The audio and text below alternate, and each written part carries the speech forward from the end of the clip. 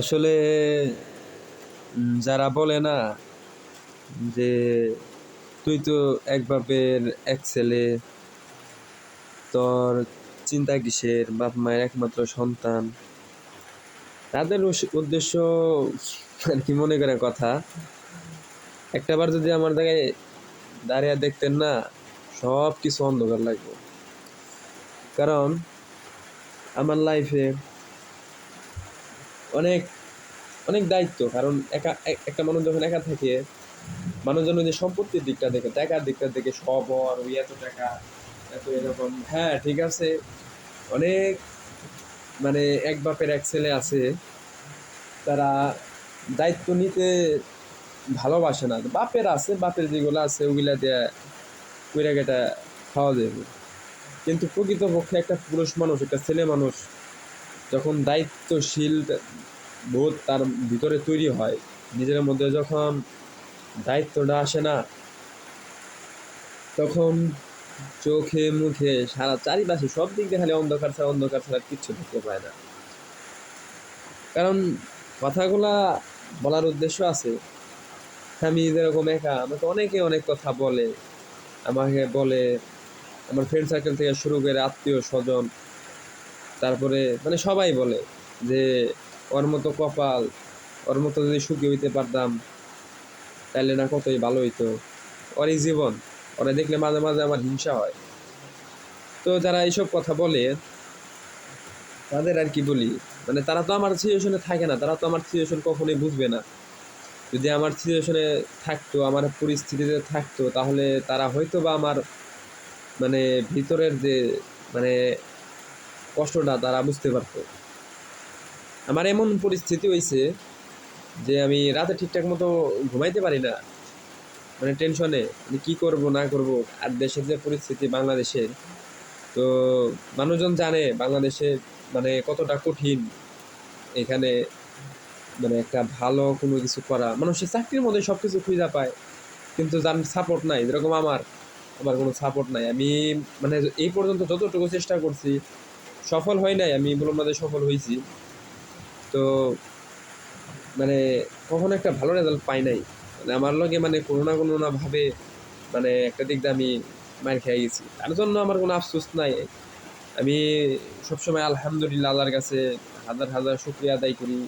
আল্লাহ আমারে মনে করে যখন যেই পরিস্থিতিতে রাখুক না কেন, আমি মানে আল্লাহর কাছে শুকরিয়া আদায় করি। কিন্তু কিছু কিছু মানুষের আবার চুলকানি থাকে না, যে তুই এটা করস না কেন, ওটা করস না কেন। তখন আমি বলি, মানুষজনকে বলি যে মানে বলতে বলতে কি সবাইকে বলা হয় নাই, এখন বলি। আগে বলতাম না, আগে চুপ করে থাকতাম, লজ্জা পেতাম। তখন আমি বলি আপনি একটা ব্যবস্থা করে দেন।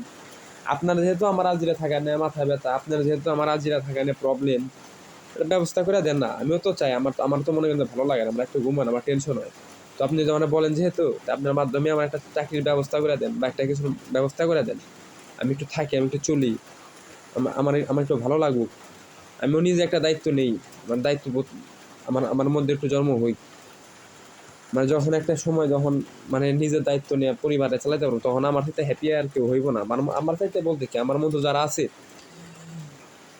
মানে তারাই সুখী। মানে সবাই চায় তার পরিবার একটু রেস্ট নিই, প্রত্যেকটা ছেলে চাই যে আমি একটু মানে ফ্যামিলির হালটা একটু ধরি। কিন্তু সুতোটাই তো খুঁজা পাই না, রাস্তায় তো মানে খুঁজা পাই না যে আমি কোন রাস্তাতে হাঁটুম, কোন রাস্তায় যে আমি যাবো, কোন রাস্তায় কামু। এই রাস্তাটা যেদিন খুঁজা পাবো, ওদিনই সফল হবো, ওদিনই ভালো লাগবো। আমার মনে করে যে আমার পরিবার, আমার বউ বাচ্চা, বিয়ে শাদী যখন করবো, বিয়ে শাদী তখন সবার মুখে যখন মানে আমি মানে পরিশ্রম করে ফেলুন, কিন্তু আমার পরিবার সব এক জায়গায় থাকবো, আমি দেখুন, খুব ভালো লাগবে। যাই হোক, বললাম কারণ আছে, কারণ এই আমার এই কথাগুলো কেউ শুনবো না, এর একমাত্র আমি নিজে নিজেই শুনুন। কারণ আমার এই ভিডিও মনে করে যে আমি ইউটিউবে আপলোড রাখি, কারণ ফোনের মধ্যে তো জায়গা নাই, তার কারণে রাইখা দিই। মাঝে মাঝে নিজের দুঃসময়ের কিছু কথা বা অতীতের কিছু কাহিনী ফ্ল্যাশব্যাক যে মানে দেখি একটু। যাই হোক, ভালো থাকবেন। কারণ মানুষে বলবেন না, আমার মতনই অনেক ছেলেরাই বলে, খালি মানবময় মুরব্বী তা না। কিছুদিন আগে ও বেকার আসছিল, কিন্তু আজকে হয়তো বা সফল হওয়ার পরে ওর গলার সুর চেঞ্জ। কিরে, দুনিয়াতে সবাই গাছ পাই, তুই পাস না?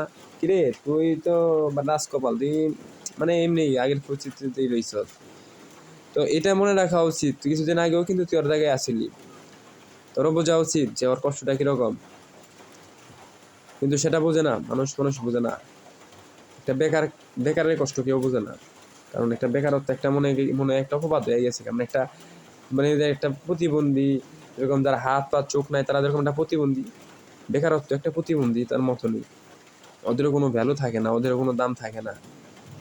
পুরুষ মানুষের আসল দাম হলো আসলে টাকার মধ্যেই, পরিশ্রমের মধ্যেই। পুরুষ মানুষের মানে একটু যদি দেহে একটু পয়সা রয়েছে, একটু দেখতেছে কোনো কিছু করা পারতেছে না, মানে সব দিক থেকে মানে ধরে, সব দিক থেকে কথা শোনায়।